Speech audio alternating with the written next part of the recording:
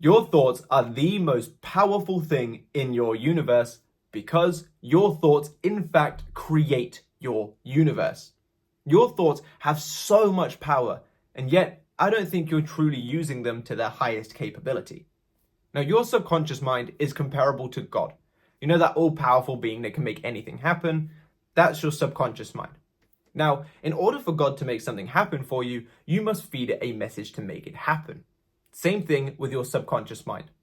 Now, your subconscious mind has no recollection of what is actually happening on this external reality. The only way it knows what to produce for you to experience is the messages that you feed it through your thoughts.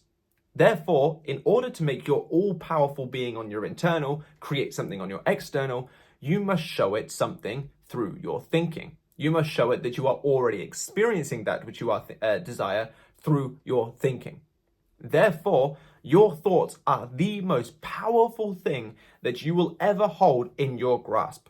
And the great thing about them is they are your thoughts, which means they are yours to control.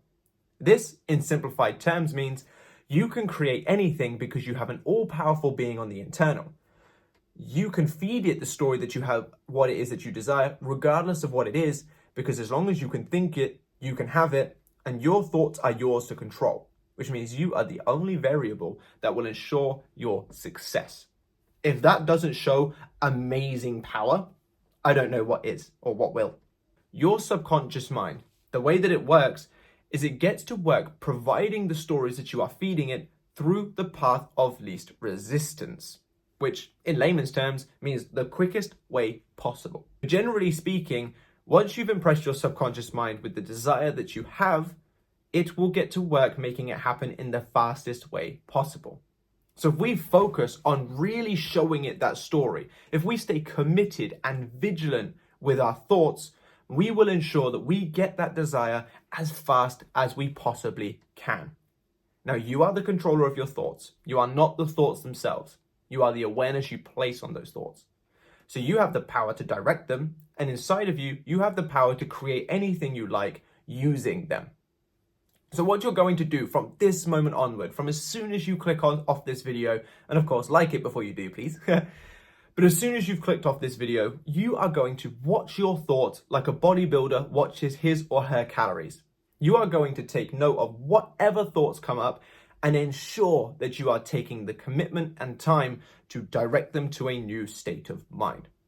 Anything that shows that you do not have your desire, whether it's a negative thought or a neutral thought, if it is something that shows that you currently don't have that which you desire, when your desire comes to mind. Of course, if you're manifesting a person and your job comes to mind, you haven't got to worry about it. But if you're manifesting a person and your person comes to mind, that's when you want to be doing this.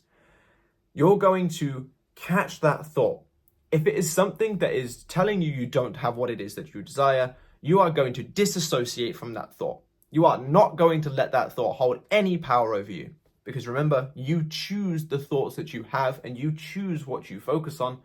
So you are going to remove your awareness from that thought entirely, and you are going to dwell within the end result of having that which you desire through your thinking. Now, of course, if you need more structure, you can turn those thoughts into affirmations or visualizations, or you could do some scripting or acting as if. Doesn't really matter, as long as what you're doing is taking your awareness away from those thoughts and placing it on the thoughts that imply that you already have that which you desire. You will be aiding in impressing your subconscious mind with that story. You'll be aiding in feeding the God inside you the message that you want it to create. But one of the most important things, if you are aiming to impress your subconscious mind with a story, is to ensure that you, at night, either as you're falling asleep or just before you fall asleep, you are feeding your subconscious mind the story that you wish it to get to work doing. So all throughout the day, you are going to be doing this process of noticing your thoughts, if it's something that implies you don't have it, catching it, disassociating from it, and turning your awareness onto the thoughts of having that which you desire through methods, through techniques, or just general thinking. And that's how you're going to go about your day. But at night and in the morning when you've just woken up, you are going to ensure, if you want the success in the fastest way possible, you need to ensure that you are falling asleep, or at least just before you fall asleep, and when you've just woken up, you are residing within the end result of having that which you desire to have. During these two times is when your subconscious mind is naturally most receptive, which means, again, naturally easier to manifest. So during these times, you are going to create a scene or a statement or a thought that implies that you already have that which you desire to have. And then as you're falling asleep, or just before you're falling asleep, or just when you've woken up, you are going to spend some time really looping that thought, statement, or scene over and over and over within your mind to show your mind that that is your new experience. If you can't feel it real in that moment, that is absolutely fine. Don't stress. But what is important, that you at least hold that scene, statement, or thought in your mind for the duration of however long you are doing it in the morning and night. Because this is the time when your subconscious mind is most receptive, you are quite literally sharpening your tools before you get to work cutting the tree. You are doing it at the best possible time in the best possible way, therefore ensuring the best possible likelihood of impression. And once done, you're going to go through your day confident and solid in the knowing that it is already done. When your desire comes to mind, that's when you do the process. You catch the thoughts. If it's something that implies you have your desire, great, residing it. If it's something that implies that you don't have your desire, catch it, disassociate from it, and then reside within the thoughts that you do have your desire.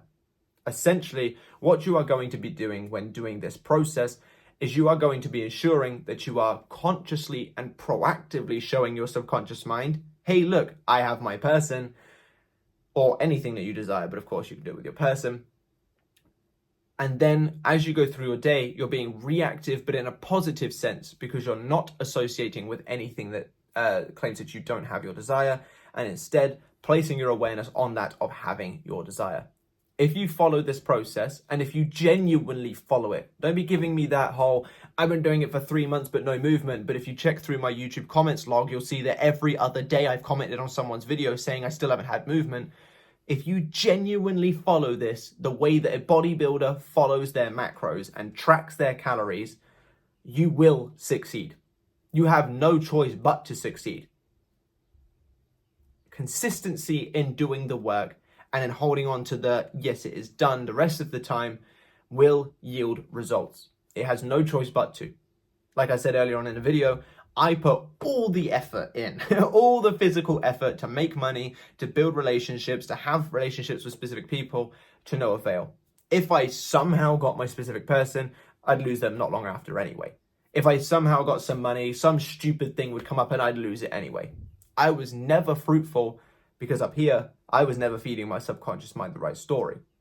But when I changed my thoughts, I got more results. I work less now than I ever have. I'd spend less time trying to please people now than I ever have. I put less effort into overly trying to make people happy than I ever have. And yet everything is better. I'm making more money. I've got better friends. Not better friends, but better friendships with my friends. I've got better relationship with my family. My relationship with Katie at the moment is the best it's ever been.